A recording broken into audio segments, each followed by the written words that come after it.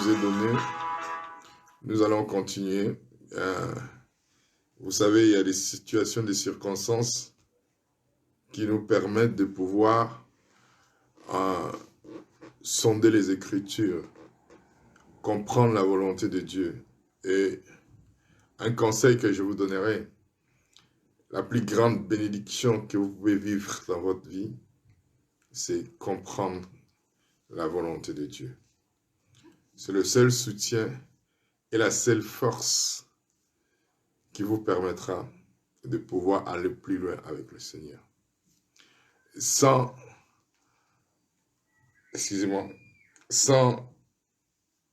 ce travail, sans cette dimension, vous ne pouvez pas aller plus loin. Et c'est la raison pour laquelle je vous conseille vivement que vous puissiez chercher à connaître la volonté de Dieu. À connaître la volonté de Dieu et à saisir ce que Dieu a pour vous. Pas ce qu'un pasteur, un prophète, un évangéliste, une église locale, mais ce que Dieu pense pour vous. C'est ce qui vous amènera à la plus grande. Toutes nos excuses parce qu'on a eu un problème de connexion.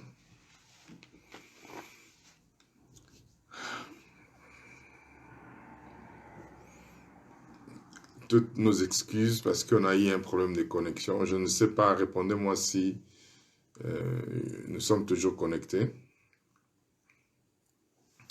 Faites-moi un signe si nous sommes toujours connectés. Ok. La plus grande bénédiction que vous pouvez avoir, c'est de savoir que Dieu est avec vous. Peu importe la situation dans laquelle vous êtes, peu importe les problèmes auxquels vous faites face, peu importe là où vous passez, c'est ce qui vous garantira la victoire, c'est ce qui vous amènera à votre destinée. Alors, je me disais que en réalité, il est très important de comprendre et de saisir une chose qui va nous amener à l'explosion de notre vie. Que Dieu n'est pas un menteur. Il y a un fils de l'homme pour se repentir. Ce qu'il a dit, au fait, il exécute. Mais je me suis rendu compte que souvent, quand certaines situations arrivent, nous commençons à douter, nous commençons à nous poser des questions. Et par rapport à certains enseignements, et par rapport à certains problèmes, et à certains, comment pourrais-je dire, messages de réconfort que nous recevons, surtout venant de la part de ceux de l'Église, nous acceptons et nous disons telle est la volonté de Dieu. Mais quand vous acceptez quelque chose, même venant d'un homme ou d'une femme de Dieu, qui n'est pas scripturaire, vous devenez victime du diable. Et vous ne pouvez pas atteindre la dimension et la destinée qui est la vôtre. C'est la raison pour laquelle moi-même, je me suis attelé à faire une étude dans le livre de Job, parce qu'il y a beaucoup de versets qui sont utilisés aujourd'hui. Je prends un exemple, un des versets qui est tiré des livres de Job. Dieu a donné et Dieu a pris. Que le nom de l'Éternel soit glorifié. Et quand vous lisez bien les livres de Job, vous allez vous rendre compte, en réalité, c'est Job qui l'a dit, ce n'est pas Dieu qui l'a dit. Alors, beaucoup de gens confondent ce que Dieu dit et ce que les gens ont dit par rapport à l'expérience qu'ils ont vécue. Et vous verrez bien, je ne pense pas avoir toute la révélation de ces livres, je ne pense pas épuiser toute la connaissance qui s'y trouve, je ne pense pas non plus avoir le monopole de l'explication de ces livres, mais avec le peu que j'ai étudié, vous verrez bien que Job, au début de sa vie, quand il a commencé, Job disait, peut-être mes enfants ont péché. Quand tu dis peut-être, ça veut dire quoi? Tu n'es pas sûr de ce qui se passe. Donc Job n'avait pas encore une pleine connaissance.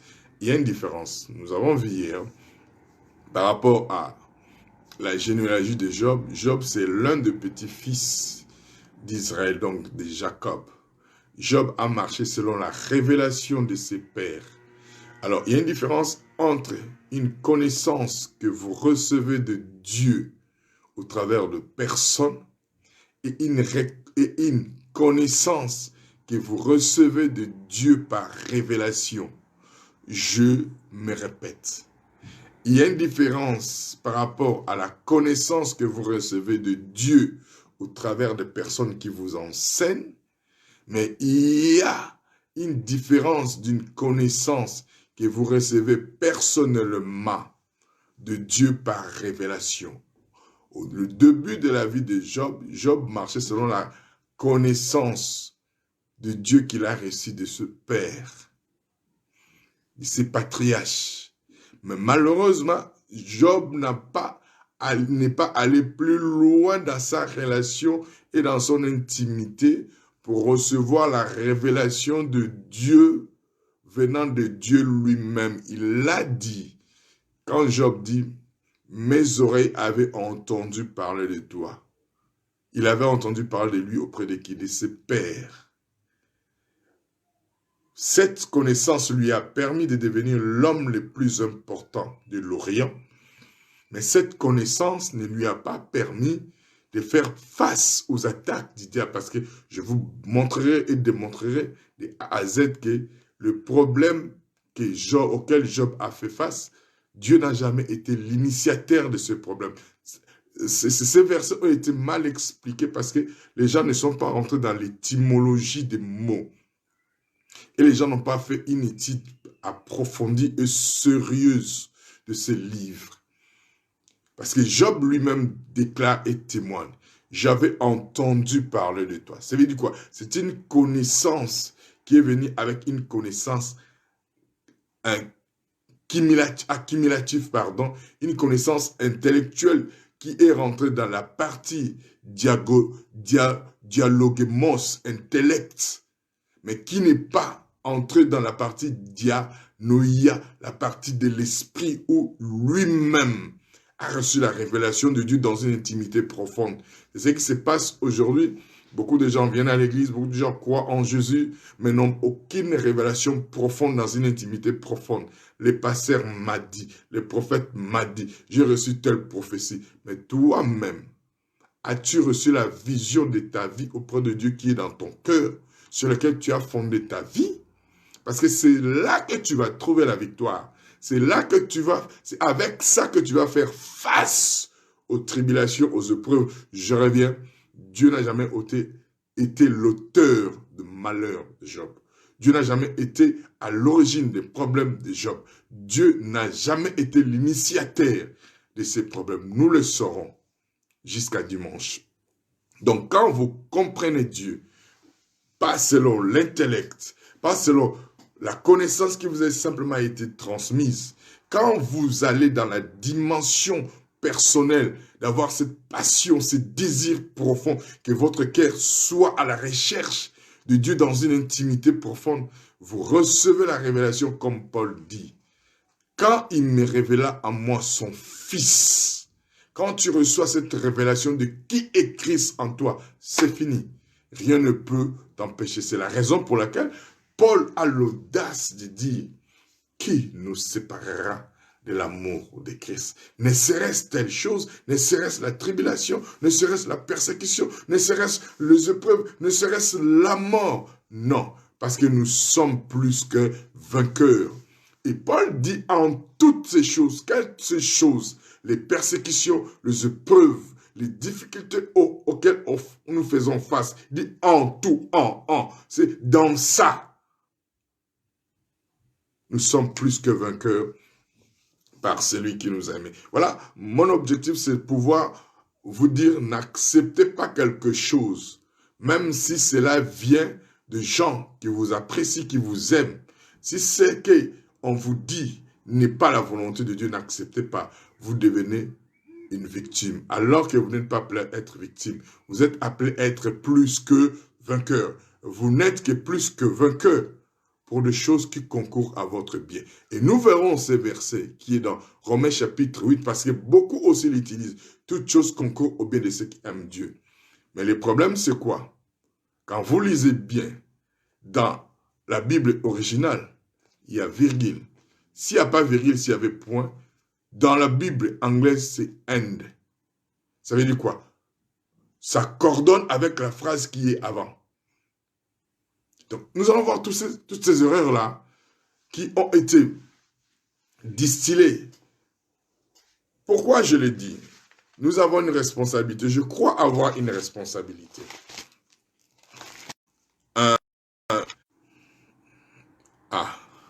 Aujourd'hui, je ne sais pas ce qui se passe, mais il y a un peu de soucis de connexion. Par la grâce de Dieu, nous allons y arriver. Moi, je crois avoir une responsabilité par rapport à vous qui m'écoutez. Voilà ma responsabilité. C'est celle-ci. 2 Timothée 2, verset 15. Voilà ma responsabilité auprès de vous qui m'écoutez. Faites-moi un signe parce qu'on a des problèmes de connexion, je ne sais pas pourquoi aujourd'hui. 2 Timothée chapitre 2, verset 15. Faites-moi un signe si vous me recevez. 2 Timothée 2, verset 15. Merci. Il dit, efforce-toi de te présenter devant Dieu comme un homme éprouvé, un ouvrier qui n'a point à rougir. C'est ma responsabilité. C'est la responsabilité des pasteurs. C'est la responsabilité des prophètes. C'est la responsabilité des évangélistes. Paul dit à Timothée, efforce-toi. Il n'a pas dit Dieu va t'imposer. Ou Dieu. Aujourd'hui, je me rends compte, il n'y a plus cette passion au chef des hommes et des femmes de Dieu d'aller dans cette dimension, de se forcer, de se présenter devant Dieu comme un homme éprouvé. Un homme éprouvé, c'est qui? Je vous ai dit, ce n'est pas un technon, c'est un ios, une personne qui a pris la décision de se laisser équiper, de se laisser travailler, de se laisser développer par Dieu et le Saint-Esprit et par la parole, à passer son temps à se développer. Ce n'est pas Dieu qui le fait, c'est toi. Comme un homme éprouvé devant Dieu, un ouvrier qui n'a point à rougir, qui dispense, écoutez bien la fin de la phrase, qui dispense droitement, pas qui dispense la parole, droitement. Droitement veut dire quoi? Qui dispense avec une clarté et une précision exacte la parole. Pas seulement la parole de Dieu, la parole de la vérité. La vérité veut dire quoi? L'évangile, qui explique les choses dans la dimension de l'évangile. Souvent, quand les hommes et les femmes que j'ai entendus développer ou expliquer les livres de Job, il explique selon la loi, pas selon la vérité de l'évangile. Ça veut dire quoi? Il n'explique pas selon l'œuvre accomplie par Jésus-Christ à la croix et à la résurrection. Ils mettent le livre de Job selon la loi. Je vous ai dit hier, pour ceux qui n'étaient pas là hier, si vous pouvez avoir une compréhension exacte et précise, écoutez mon enseignement d'hier. Je vous ai démontré d'où vient Job, à quelle époque il vivait. Si chronologiquement et canoniquement, si on doit situer les livres de Job, ces livres-là doivent être situés après Genèse.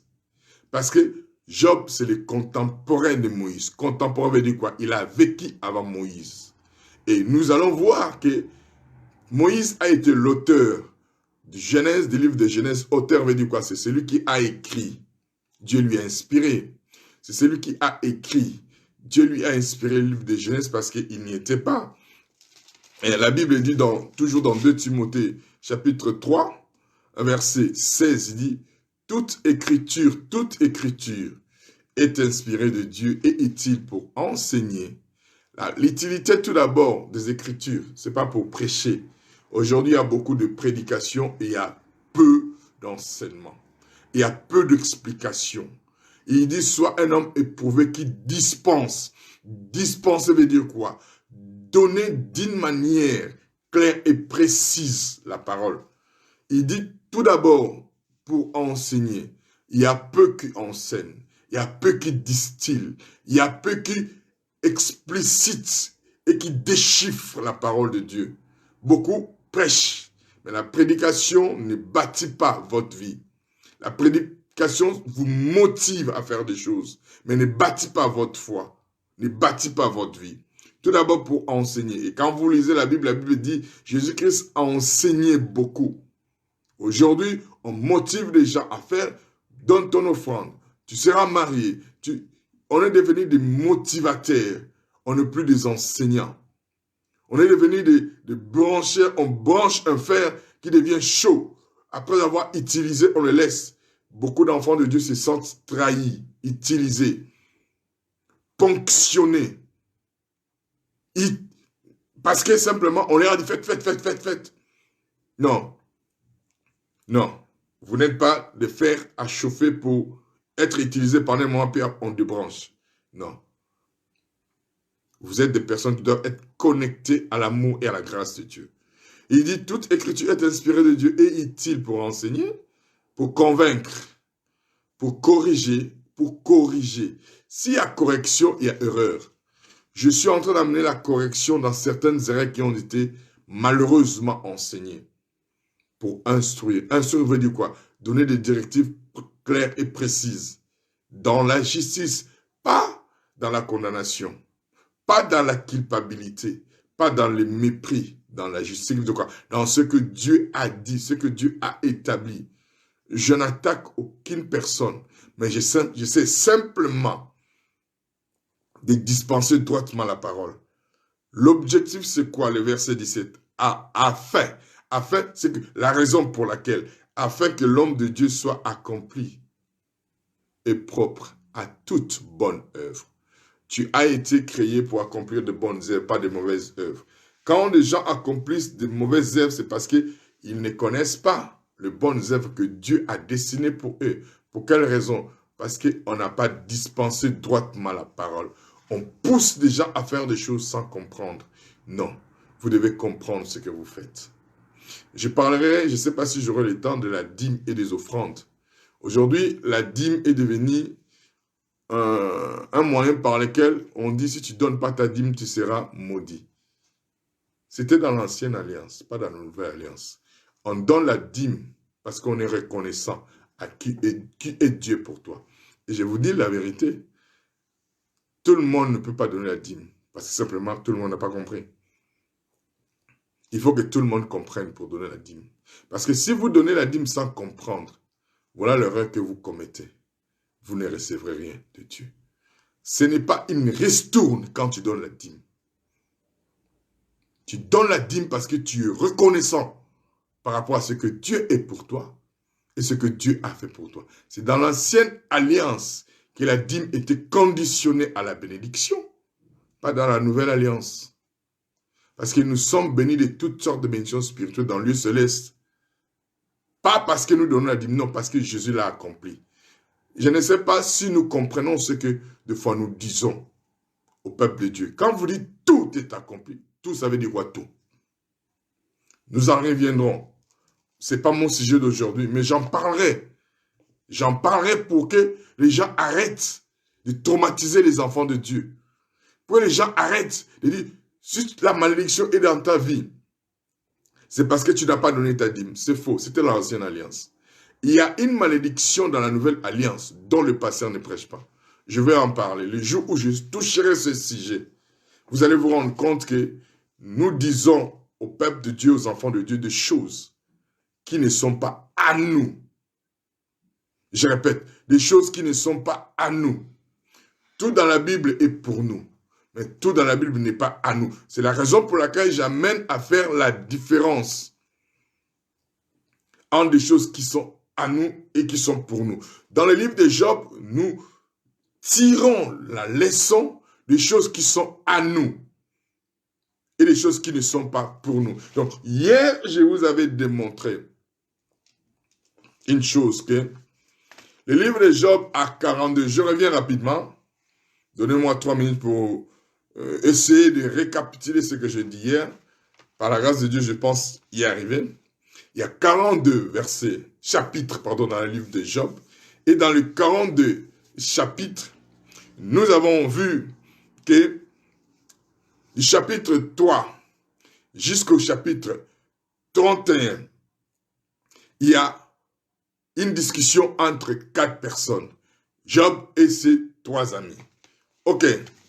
Nous avons vu que la première chose, Job a commencé à parler au chapitre 3. Donc, le chapitre 1 et 2, nous voyons Dieu parler. Mais quand Dieu parle, Job aussi parle. Nous allons voir quand Job aussi a parlé. Donc, nous sommes en train d'exclure le chapitre 2 et 1 parce que Dieu parle. Au chapitre 3, c'est Job qui parle.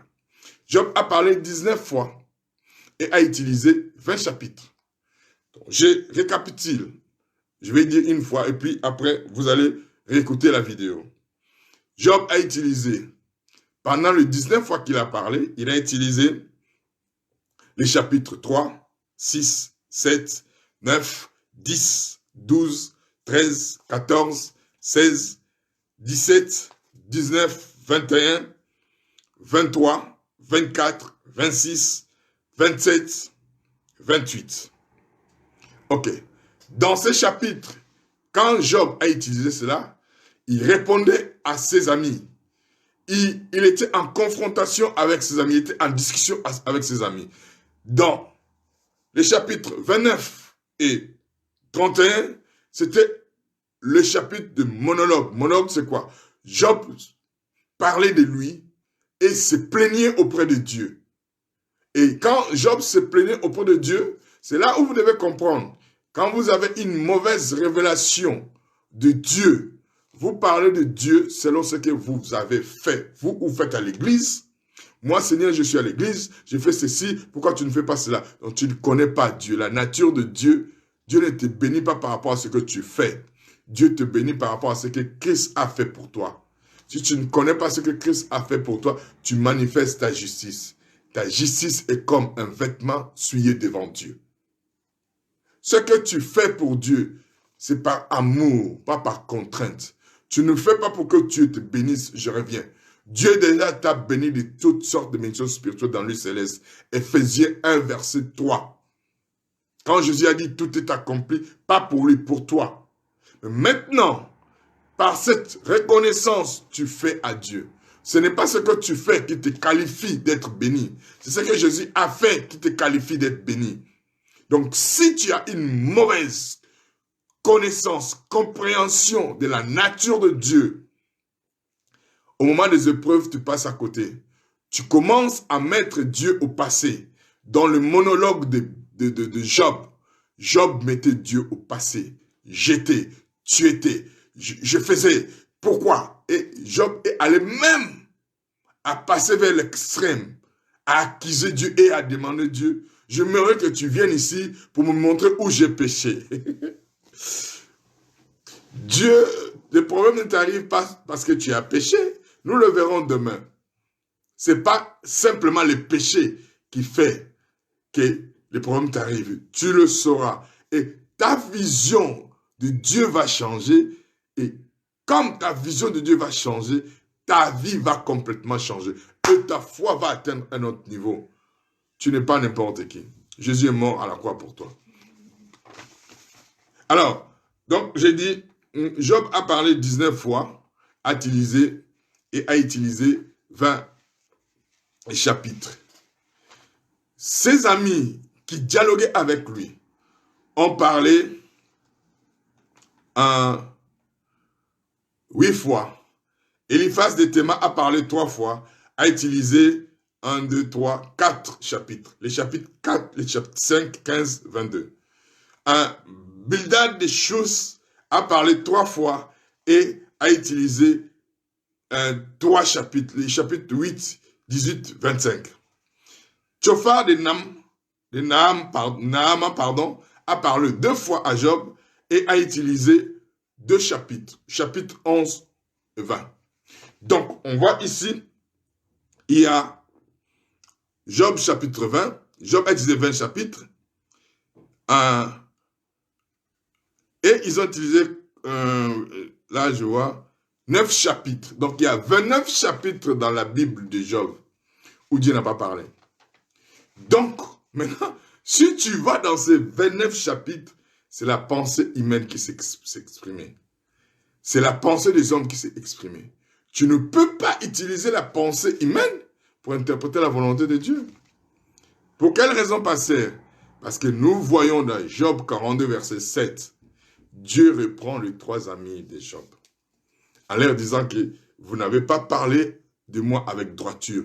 Vous n'avez pas donné une bonne représentation de moi. Vous n'avez pas pu expliquer ou présenter ma vraie nature. Et nous avons vu, avant de finir, que Dieu lui-même a repris Job.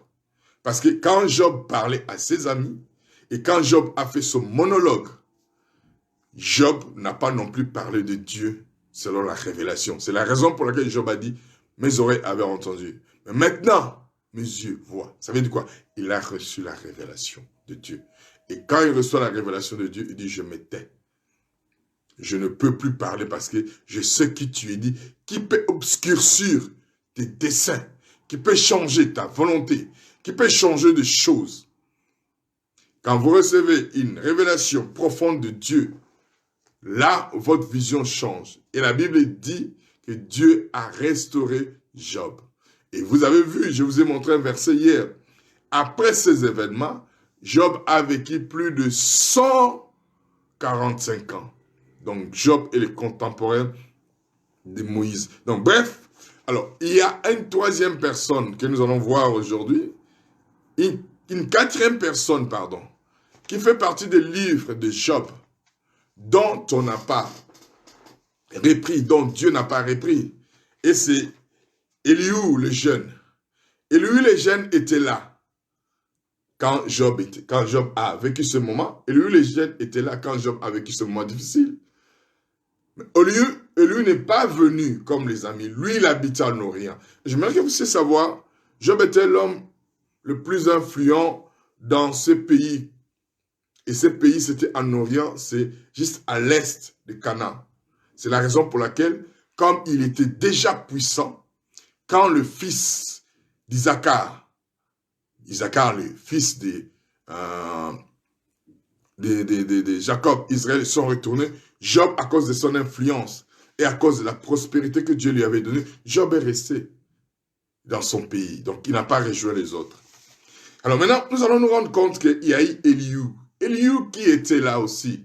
Mais Elihu n'a jamais parlé dans le chapitre 3 jusqu'au chapitre 31. On voit Elihu parler au chapitre 32. Et quand Elihu commence à parler au chapitre 32, il s'énerve. Nous revenons dans le livre de Job. Avant que j'explique les raisons pour lesquelles Job a vécu ce qu'il a vécu, nous devons comprendre là où Dieu a parlé et là où Dieu n'a pas parlé. Parce que nous confondons. Quand tu prends ce que Dieu n'a pas dit, tu en fais une doctrine, ou tu en fais un enseignement, ou tu en fais une pensée pour dire c'est ça, la volonté de Dieu, tu deviens victime du diable. Chapitre 32, verset 1. Mais Elihu maintenant intervient. Quand il intervient, il commence maintenant à parler. Retenez bien, et vous allez voir le style d'écriture ou le style phraséologique d'Elihu. Ces 3 hommes cessèrent de répondre à Job parce qu'il s'est regardé comme juste. Parce qu'il s'est regardé comme juste. Maintenant, ces 3 hommes, ce n'est qui parle? Elihu. Discours d'Elihu. Donc, il était là, il observait. Alors, s'enflammant de colère, Elihu, fils de Barakel de Buz, de la famille de Ram, sa colère s'enflamma contre Job parce qu'il se disait juste devant Dieu. Sa colère s'est enflammée contre les amis de Job, qui se disaient juste. Sa colère aussi s'enflamme entre Job, qui se disait juste. Ok? Et sa colère s'enflamma contre ses 3 amis parce qu'il ne trouva rien à répondre et que néanmoins, il condamnait Job. Comme ils étaient plus âgés que lui Élie avait entendu jusqu'à ce moment pour parler à Job. Donc, Élie pensait avoir la réponse, pensait écouter ces gens-là apporter le soutien parce qu'ils sont venus pour soutenir Job. Je vous dis, c'est pas parce que les gens vous apportent des paroles de soutien qu'automatiquement vous devez les accepter. Si cela n'est pas la volonté de Dieu, il ne faut pas. Mais voyant qu'il n'y avait plus de réponse dans la bouche de ses 3 amis, Élie s'enflamma de colère. Verset 6. Nous allons regarder les styles d'écriture ou les styles du narrateur. Ici, il y a un... Quand vous lisez ces chapitres, pour ceux qui ont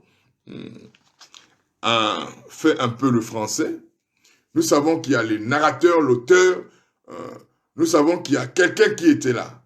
Quand nous regardons les styles phraséologiques et les styles d'écriture, et Eliou, fils de Barel de Buz, prit la parole et dit, point, 2 points. Il ne se prononce pas aux premières personnes, tout d'abord, du singulier, pronom personnel du singulier. Il donne, il dit Eliou. Et maintenant, il dit, Eliou prit la parole. Il n'a pas dit j'ai dit.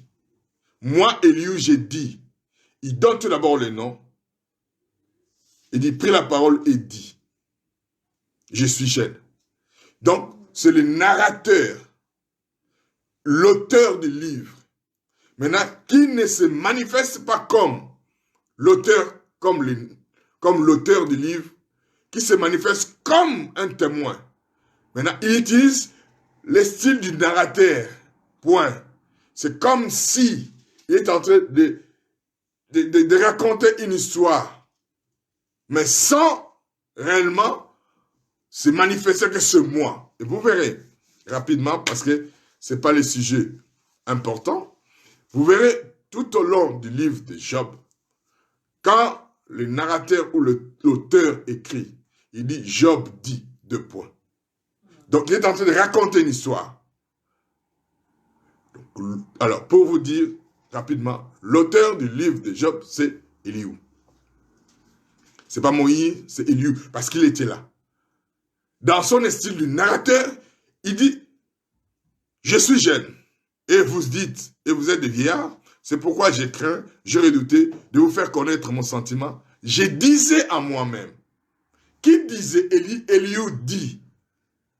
Donc maintenant, il s'identifie. Je disais à moi-même. Qui disait en lui-même, parce qu'il était là. Je disais à moi-même, le jour parleront, le grand nombre des années enseignera la sagesse. Mais bref, mais quand nous allons, pour comprendre ce que je veux dire, et saisir ma pensée, quand nous allons au verset 14, il ne s'est pas adressé à moi directement, 2 points. Qui ne s'est pas adressé à moi directement, 2 points. Aussi lui répondrai-je tout autrement que vous. Il dit, Job ne s'est pas adressé à moi. À qui? À Eliou. Donc, dans l'esprit du narrateur ou dans le style du narrateur, il y a toujours des points pour signifier la personne. Aussi lui répondrai-je tout autre que vous. Regardez maintenant. Là où, maintenant, il ne cache pas sa référence. Il parle de manière explicite et claire. Ils ont peur, c'est au verset 16 et 17, ils ont peur, ils ne répondent plus, ils ont la parole coupée. J'ai entendu. Maintenant, il s'identifie. Personnellement, il s'identifie. Il dit, j'ai entendu qu'ils fini leur discours, qu'ils s'arrêtent et ne cessent que répliquer. À mon tour, je vais répondre aussi. Je vais dire aussi ce que je pense. Car je suis plein de paroles. Il s'identifie. Je suis. Mais avant, il ne s'était pas identifié.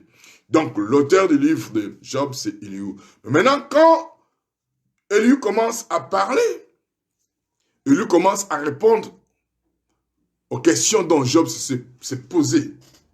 Et vous allez vous rendre compte que Eliou n'a pas parlé selon sa façon. Eliou a parlé selon l'inspiration du Saint-Esprit. Et quand vous comprenez cela, vous saisissez maintenant, en réalité, comment vous pouvez... Je vous explique pour savoir là où Dieu a parlé, là où Dieu n'a pas parlé, pour interpréter les livres de Job. Sinon, vous interprétez ou vous croyez à ce que les gens disent, enseignent, qui n'est pas la volonté de Dieu, et vous devenez une victime. Or, vous êtes appelé à être plus que vainqueur. Donc, rapidement, je vous dis, si vous voulez poser une doctrine ou enseigner le livre de Job selon la volonté de Dieu, vous devez commencer au chapitre 1, chapitre 2. Chapitre 3 jusqu'au chapitre 31, c'est la pensée humaine. Vous ne pouvez pas établir une doctrine là-dessus.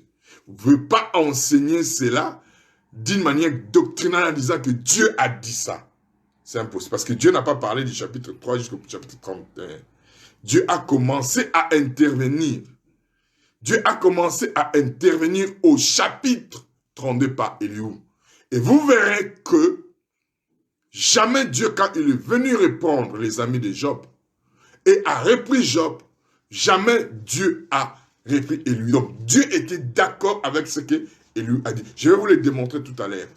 Parce qu'il y a des choses que Elihu disait à Job avant que Dieu lui-même, dans le chapitre 38, se révèle d'une manière audible.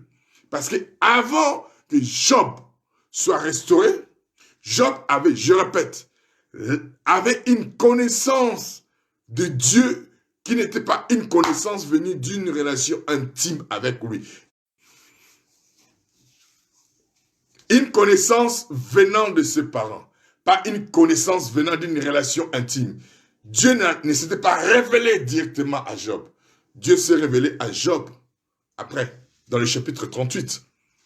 Donc, tout ce que Job a dit à partir du chapitre 1, vous devez savoir, le chapitre 1, Dieu a parlé, Job aussi a parlé.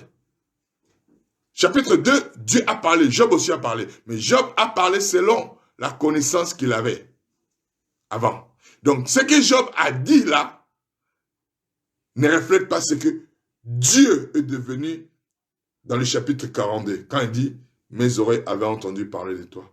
Maintenant, mes yeux, quels yeux? Je vous avais enseigné l'autre jour. Il ne s'agit pas des yeux physiques, les yeux de son esprit. Il dit maintenant, je reçois la révélation de qui tu es dans mon esprit. Et là, la restauration vient. Alléluia. Je ne sais pas si je parle à quelqu'un. Je ne sais pas si vous comprenez, si vous écoutez ce que je suis en train de vous dire. C'est la raison pour laquelle vous êtes censé vous-même prendre du temps pour faire des recherches. Ok. Aïe. Donc, bref, rapidement, je vais sauter certaines choses. Nous reviendrons dans le jour ou le mois qui viennent. Sachez une chose. Chapitre 9. Est-ce que ça passe? Si ça ne passe pas, faites-moi signe. Parce que je veux que vous puissiez comprendre. Chapitre 9. Vous verrez dans le chapitre 9.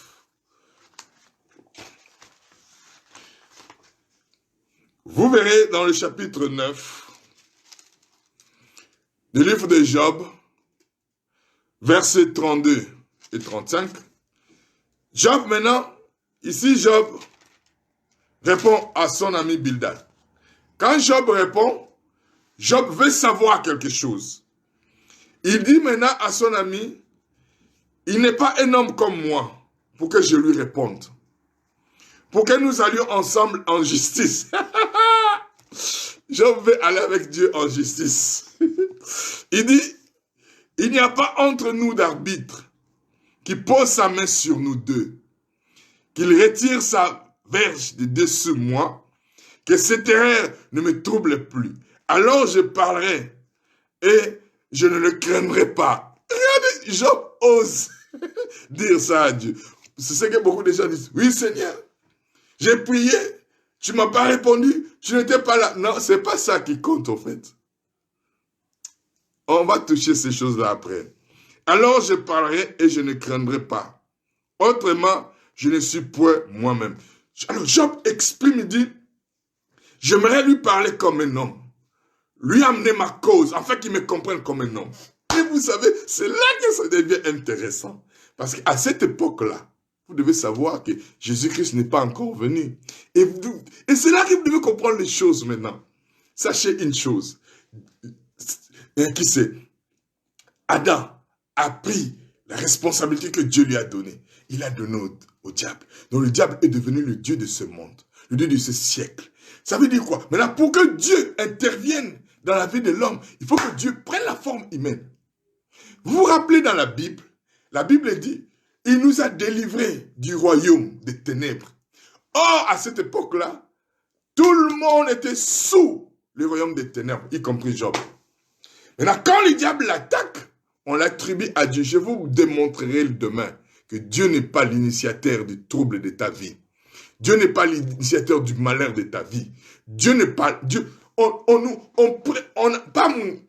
on continue à présenter Dieu comme un schizophrène. Un schizophrène, c'est quoi? C'est quelqu'un qui a une double personnalité. Dieu va te frapper, Dieu va t'aimer. Non! Dieu avait frappé avant que Jésus vienne. Depuis que Jésus est venu, Dieu ne frappe plus. Dieu n'est pas schizophrène. On montre double nature de Dieu. Fais attention, Dieu va te frapper. Non. Tu vas où? Paul dit, ne donnez pas accès au diable. Paul n'a pas dit Dieu va te frapper. Paul te dit à toi, ne donne pas accès au diable. Ce que je te dis, je ne t'enseignerai pas aujourd'hui, ni demain, je t'enseignerai dans le futur. En fait, tu as tout en toi. Nous avons tout pleinement reçu en Christ. Mais si tu ne connais pas ce que tu as tout pleinement, tu n'agis pas selon la connaissance de la révélation de Dieu par rapport à l'intimité que tu as, tu ouvres la porte au diable. Vous allez comprendre dans ce que je vais vous enseigner. Et vos yeux spirituels vont s'ouvrir. Et vous n'aurez plus peur du lendemain. Du présent. Tu ne vas plus douter. Tu ne vas plus douter de l'amour de Dieu. De sa nature. De sa bonté. De sa capacité à te bénir et à te propulser vers ta destinée. Ici, Job dit, il n'y a qu'une personne qui peut comprendre notre position, qui peut comprendre notre faiblesse. Comme à cette époque-là, toute l'humanité qui naissait sous le système du diable, à cause du péché, était sous l'emprise des démons, sous l'emprise du diable. Maintenant, Job revendique, il dit, il faut qu'il y ait un arbitre, il faut qu'il y ait une personne qui a la nature humaine comme nous, qui comprend nos problèmes pour intervenir. Il n'y a pas d'arbitre. Oh! Merci Jésus. Parce que Jésus est devenu cet arbitre. C'est la raison pour laquelle je dis, tu ne peux pas interpréter un livre de l'ancienne alliance sans avoir la pensée de la croix et de la résurrection. Sinon, tu amènes les gens dans la captivité, dans des liens démoniaques. Et les gens deviennent victimes. C'est la loi. Alors, regardez bien. Il dit, y a-t-il pas un médiateur? Maintenant, Dieu commence à répondre à Job. Chapitre 33 de Job. Chapitre 33. À partir du verset 1. Je ne sais pas si j'aurai le temps de répondre à vos questions. Verset 1. Et là, c'est qui? C'est Elihu qui maintenant qui intervient. Elihu maintenant qui est la réponse de Dieu pour Job. Quand Elihu répond, il dit, maintenant donc, Job, écoute mes discours. Prête l'oreille à mes paroles. Je vous avais dit quoi? Mon fils, sois attentif à mes paroles. Prête l'oreille à mes discours. Voilà, au fait, comment Dieu parle. Les trois amis de Job, jamais ils ont parlé de cette façon. Ils ont commencé directement par attaquer Job. À l'accuser, tu as péché. Vous comprenez? Des fois, vous passez des moments difficiles. Même des pasteurs viennent vous dire des choses. Vous dites, oui, c'est la malédiction générationnelle. Vous devez faire une cure d'âme. Vous savez, vous avez fait ceci. Oh mon Dieu, oh mon Dieu, oh mon Dieu. Oh, ça fait mal à la tête. Vous devez penser à tous vos péchés. Je vous lance un défi. Demain, amène-moi la réponse. Qui se rappelle de tous ses péchés depuis qu'il est né de nouveau? Pas avant, depuis que tu es né de nouveau. Ça, c'est une aberration, en fait. Il dit, regardez le style, comment Dieu parle. Il dit, prête l'oreille à mes discours. Ce que je vous ai dit vous ne verrez jamais les 3 amis de Job utilisaient ce style. Il dit, prête l'oreille à toutes mes paroles. Voici, j'ouvre la bouche. Ma langue se remuait dans mon palais. C'est avec droiture de cœur, droiture de cœur que je vais parler. C'est la vérité pure que j'exprime, qu'exprimeront mes lèvres. Et il dit au verset 4, l'Esprit de Dieu, ça veut dire quoi? Ce que je dis, je ne le dis pas parce que je me sens, moi. Il dit, je ne le dis pas parce que je me sens, moi, supérieur à toi. Je ne le dis pas parce que je suis juste. Je suis inspiré par l'Esprit de Dieu pour t'apporter de l'aide. L'Esprit de Dieu m'a créé. Le souffle tout-puissant m'anime. Ce que je dis maintenant vient de la révélation de l'Esprit de Dieu pour t'apporter la réponse. Pour t'apporter le réconfort. Pour t'apporter les dynamiques. Donc, ce que nous devons savoir, Elihu et Dieu sont d'accord. Et aussi, Elihu, quand il parle d'une manière correcte, inspirée par le Saint-Esprit. Il ne parle pas selon sa justice, selon son expérience. Parce qu'il a attendu au dernier moment. Et vous allez vous rendre compte, jamais Dieu a repris Elihu. Il a repris les 3 autres. Il a repris aussi Job lui-même. Et Job l'a reconnu. Et maintenant, Elihu exprime, répondit non. Je suis cette personne-là qui veut t'aider à connaître, à comprendre la volonté de Dieu. Je suis en train de vous aider aujourd'hui à connaître et comprendre la volonté de Dieu. Seule la volonté de Dieu prime. Pas d'une église, pas d'un pasteur, pas d'un prophète, seul de Dieu. Rapidement, nous allons finir avec ces points et nous allons continuer demain. Regardez bien. Comment Dieu se met d'accord avec Elihu? Parce que vous allez vous rendre compte que quand Elihu parle, inspiré par le Saint-Esprit, il utilise les mêmes mots et les mêmes choses que Dieu. Prenez un stylo, prenez une feuille. Rapidement, parce que nous sommes arrivés à la fin, je vais vous donner des éléments. Je vous demanderai d'étudier cela. Je ne fais pas simplement le travail à votre place. Vous devez travailler aussi pour comprendre cela. Ne prenez pas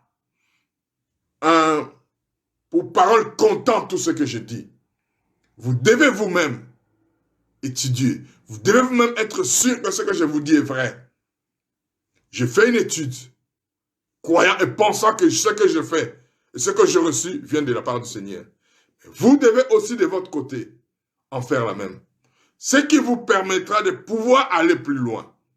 Pourquoi beaucoup d'enfants de Dieu ne vont pas plus loin dans leur vie? Parce qu'ils laissent tout entre les mains du pasteur. Non.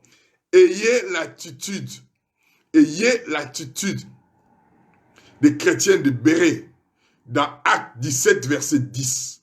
Ils examinaient chaque jour les Écritures pour voir si ce qu'on leur enseignait était exact. Aujourd'hui, beaucoup d'entre vous n'arrivent pas à atteindre cette dimension parce que quand on vous dit des choses, vous les prenez pour parole comptant. Vous les croyez sans que vous-même vous y mettiez à travailler. Non. Arrêtez d'avoir cette attitude-là de tout gober, de tout avaler, de tout, comment pourrais-je dire, que vous soyez gavé sans que vous-même vous preniez le temps de digérer. Comment digérer? Vous devez vous-même prendre la Bible, scruter, examiner, voir si ce qu'on vous a dit est vrai. Voilà pourquoi je vous dis, prenez un stylo, prenez une feuille, écrivez ce que je veux dire. Parce qu'après, il faut que vous vérifiez pour savoir si ce que je dis est vrai ou faux. Ça, c'est de votre responsabilité. Ne gavez pas, n'acceptez pas tout ce que je dis. Prenez la responsabilité de vérifier par vous-même. C'est comme ça que vous allez grandir. Et je crois que nous allons avancer. Donc, rapidement, écrivez parce que je n'ai plus... Il me reste 5 minutes, je dois finir. Et pendant ces 5 minutes, je vous dirai des choses que vous allez écrire. Et je vous laisserai je ne vous dirai pas de détails. Je vais voir si vous-même, vous voulez avancer. Vous voulez progresser. Vous voulez devenir des IOS. Ah, IOS, ça veut dire quoi? Écoutez mes enseignements passés, vous le saurez. Prenez un stylo. Vous êtes là, vous avez pris un stylo, vous avez pris une feuille, écrivez. Je vous donne des éléments et vous allez travailler. Parce que je ne peux pas dépasser le temps. On m'a dit que je dépasse du temps. Je vais finir dans ça. Quand vous prenez Job 38, vous allez voir que Dieu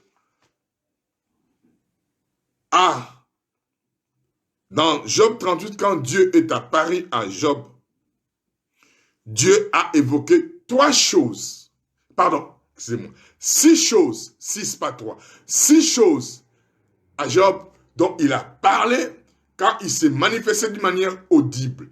Dans la révélation divine de Dieu à Job, Dieu lui a parlé de 6 choses. Et vous verrez aussi, dans la déclaration d'Élihu, quand il parla à Job, inspiré par le Saint-Esprit, il a mentionné les 6 choses dont Dieu a mentionné à partir du verset 38 jusqu'au verset 42 à Job. Ça veut dire quoi? Élihu et Dieu se sont mis d'accord. Ok? Pourquoi je l'ai dit? Vous le saurez à la fin, avant de finir. Ok. Les mêmes choses et les mêmes raisons que Dieu a évoquées, c'est les mêmes choses et les mêmes raisons que Élihu a évoquées à partir du chapitre 32 jusqu'au chapitre 28. Alors, écrivez maintenant. Quand vous prenez Job, chapitre 38, vous allez lire. Nous allons le lire demain. Mais je vous donne un devoir. Job, chapitre 32. C'est Dieu qui parle. Au verset 8. Vous verrez ce que Dieu a dit à Job dans le chapitre 32 au verset 8. C'est la même chose que Élihu a dit à Job dans le chapitre 34, verset 35. Je me répète. La première chose où Dieu et Élihu se sont mis d'accord, quand Dieu est apparu à Job pour la première fois, dans la révélation d'une manière audible, il a dit quelque chose à Job. C'est dans le chapitre 32, verset 38, pardon. Chapitre 38, verset 2. Et c'est la même chose que Élihu a dit quand il a parlé sous l'inspiration du Saint-Esprit dans le chapitre 34, verset 35. Le premier point. Le deuxième point. Dieu parle à Job dans le chapitre 38 au verset 9, le deuxième point. Chapitre 38, verset 9 équivaut au chapitre 36 quand Élihu parle à Job sous l'inspiration du Saint-Esprit. C'est la même chose, la même phrase est la même chose. Donc c'est Job 36 équivaut à Job chapitre 36 verset 27 à 29. Job chapitre 36 verset 27 à 29. Le deuxième point. Troisième, c'est toujours dans Job, quand Dieu parle dans sa manifestation à Job, dans le chapitre toujours 38, mais au verset 28, le troisième point. Chapitre 38, verset 28 équivaut au chapitre 37, là où Élihu parle sous l'inspiration du Saint-Esprit à Job. Chapitre 37, verset 6, c'est les mêmes paroles. Ok. Quatrième point. Toujours dans le même chapitre 38 où Dieu parle à Job. Dans le chapitre 38, versets 26 à 27, les mêmes choses que Dieu dit à Job, c'est les mêmes choses que Élihu dit à Job dans le chapitre 36, verset 27. Je répète, dans le chapitre 38, Job 38, Dieu parla à Job, versets 26 à 27, équivaut à l'inspiration que le Saint-Esprit, que Dieu a donné sous l'inspiration du Saint-Esprit, à Élihu, qui parla à Job dans le chapitre 36, verset 27. Le cinquième point, toujours dans le chapitre 38 où Dieu parle à Job, le verset 29 équivaut à ce que Élihu a dit à Job sous l'inspiration du Saint-Esprit dans le chapitre 37, versets 9 à 10. Le dernier point. où Dieu parla à Job, toujours dans le chapitre 38, vous allez voir, ce sont des paroles qui équivalent par rapport à ce que Dieu a dit à Job et ce que Élie a dit à Job sous l'inspiration du Saint-Esprit. Le dernier point, c'est toujours dans Job 38, mais au verset 34, là, Dieu parle à Job quand il lui apparaît d'une manière audible, dans une révélation personnelle. C'est que les paroles que Dieu dit à Job, c'est les mêmes paroles que Dieu a inspiré Élie sous l'inspiration du Saint-Esprit. C'est dans le chapitre 37, verset 1 jusqu'au verset 6. Job 38, verset 34, équivaut à Job 37, verset 1 jusqu'au verset 6. Qu'est-ce que j'essaie de vous dire? Dieu s'est mis d'accord avec Élie. Dieu n'a jamais réprimandé Élie comme il a réprimandé les 3 amis de Job, ni comme il a réprimandé Job. Les paroles inspirées à Élie sont les paroles que Dieu lui-même a répétées à Job. Ça veut dire quoi? Si vous voulez avoir une bonne interprétation de Job, du livre de Job, vous devez être inspiré par le chapitre 1 de Job, le chapitre 2, parce que là, Dieu a parlé. Du chapitre 3 jusqu'au chapitre 31, c'est une discussion entre amis qui se disaient qu'ils sont justes. Et Dieu n'y était pas dans cette discussion. Et quand vous voyez le style du narrateur, il ne parle pas selon lui, il parle selon l'inspiration. Il dit, le souffle de Dieu m'a animé. Je suis inspiré par Dieu. Et Dieu s'est mis d'accord, je vous ai montré. Là où Dieu a parlé, et là où Dieu n'a pas parlé, et comment Dieu a parlé, et comment ils se sont mis d'accord. Donc, les livres pour lesquels vous pouvez interpréter la volonté de Dieu d'une manière correcte, précise et compréhensible, et d'une manière divine, inspirée de Dieu, chapitre 1. Chapitre 2, et je vous montrerai dans les chapitres 1 et 2 des choses que vous devez croire ou auxquelles vous ne pouvez pas croire quand Job a parlé. Je vais vous montrer ça demain ou dimanche. Alors, chapitre 32, pourquoi? Parce que là, Dieu a inspiré Élie. Chapitre 32, chapitre 33, 34, 35, 36, 37. Et après, c'est le chapitre 38 où Dieu lui-même s'est révélé personnellement. Et là, quand Dieu se révéla, Job dit, j'avais entendu parler de toi. Ça veut dire quoi? Il y a une connaissance divine qui vient parce que vous entendez des gens, parce que vous recevez. Mais il y a une connaissance transformatrice, glorieuse, dynamique, profonde et puissante qui vient. Quand vous recevez la connaissance de Dieu par révélation au travers d'une relation intime et profonde, c'est là que Fortoiso devient réalité. Je vous aime et je vous encourage à faire ce travail.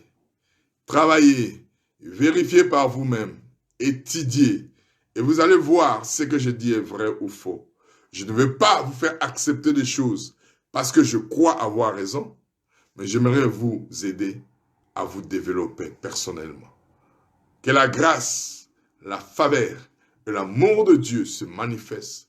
Croissez dans la grâce et de la connaissance du Fils de Dieu. Alors nous sommes arrivés à la fin. Si vous êtes là pour la première fois, j'aimerais prier avec vous. J'aimerais vous aider, vous assister. Et j'aimerais que nous puissions partager la Sainte Seine ensemble. Si vous n'avez pas la possibilité, demain préparez-vous. Prenez les éléments de la Sainte Seine. Allez-y, je vous donne un temps.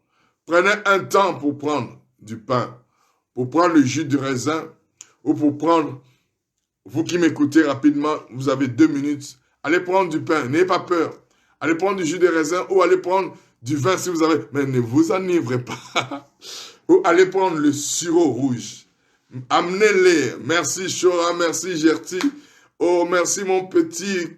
La Côte d'Ivoire est avec nous. Waouh. la Guadeloupe, Warren Premier. Dites-nous d'où vous venez, Warren Premier, parce que c'est la première fois. Oh, la France, la Belgique, la Suisse, le Congo, Kinshasa, l'Angola.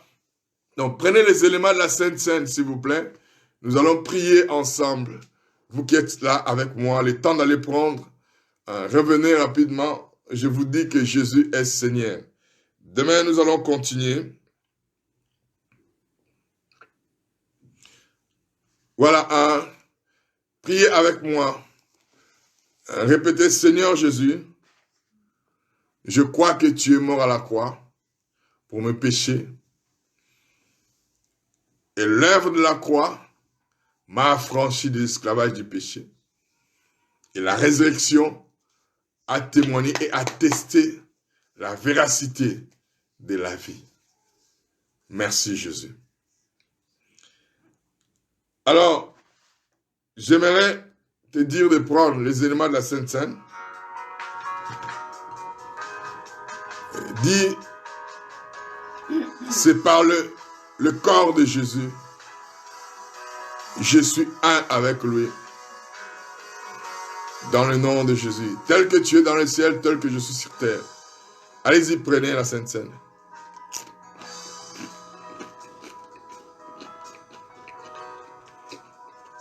La coupe de la bénédiction.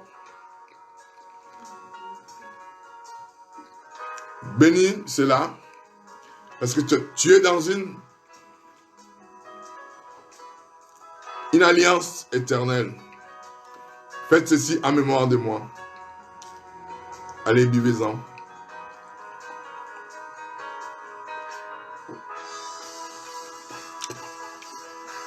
Merci. Soyez bénis.